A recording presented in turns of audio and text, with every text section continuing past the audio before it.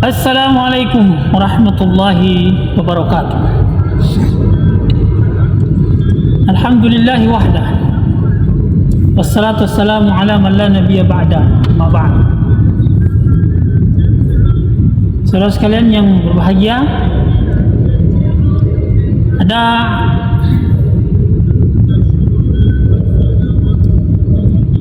satu pokok bahasan yang sampai hari ini masih selalu menjadi perbincangan yang sangat urgen dan sangat fundamental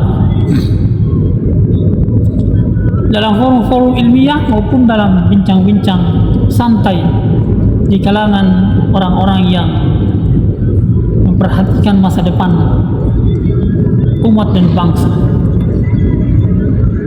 Dia adalah masalah stunting. Masalah stunting ini adalah masalah yang benar-benar pemerintah memiliki konsentrasi untuk menyelesaikan.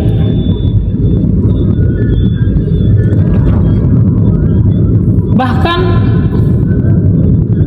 pemerintah pusat melalui Badan Koordinasi Keluarga Berencana Nasional BKKBN menargetkan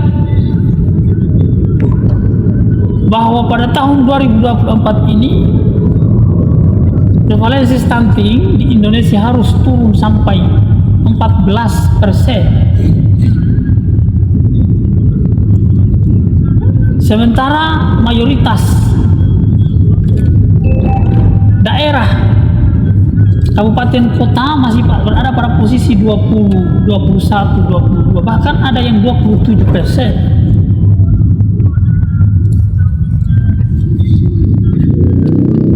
14% dianggap adalah posisi yang tidak lagi mengkhawatirkan masa depan bangsa dari segi sumber daya manusia. Kenapa disebut mengkhawatirkan bangsa? Karena stunting itu adalah kondisi gagal tumbuh pada anak yang terjadi pada 1000 hari kelahiran, yaitu mulai dari sejak hamil sampai usia 23 bulan.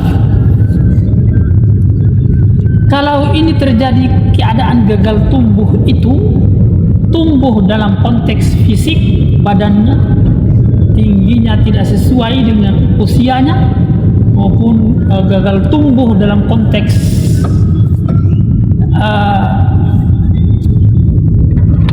pemikirannya, apalagi dalam konteks spiritualnya, maka itu akan menyebabkan terjadinya kerapuhan pada anak bangsa ini, pada generasi. Sementara Indonesia di tahun-tahun yang akan datang disebut bahwa akan menyongsong apa yang disebut dengan bonus demografi atau generasi emas. 70% dari manusia ini berada pada usia kerja, pada usia produktif, dan hanya 30% yang usianya non produktif, yaitu anak-anak dan lansia. Maka kalau dari sekarang ini terjadi gagal tumbuh, baik itu gagal tumbuh secara fisik, tumbuh kembang anak, maupun gagal tumbuh dalam konteks pemikiran, otaknya tidak berkembang dengan baik sehingga menjadikan anak-anak tidak cerdas, bahkan stupid, maka ini akan sangat mempengaruhi kemajuan bangsa. Indonesia memiliki perhatian yang besar terhadap masalah ini. Karena itu stunting ini harus dicegah dengan berbagai macam upaya, langkah-langkah strategis, baik itu langkah strategis secara spesifik maupun langkah strategi secara umum yang dapat dilakukan oleh semua elemen masyarakat. Jadi ada langkah-langkah konvergensi yang dilakukan untuk menjadikan stunting ini dapat diselesaikan atau dapat dicegah dengan maksimal.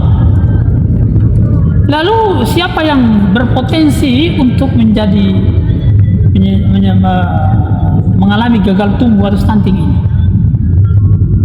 Insyaallah akan kita lanjutkan pada sesi berikutnya.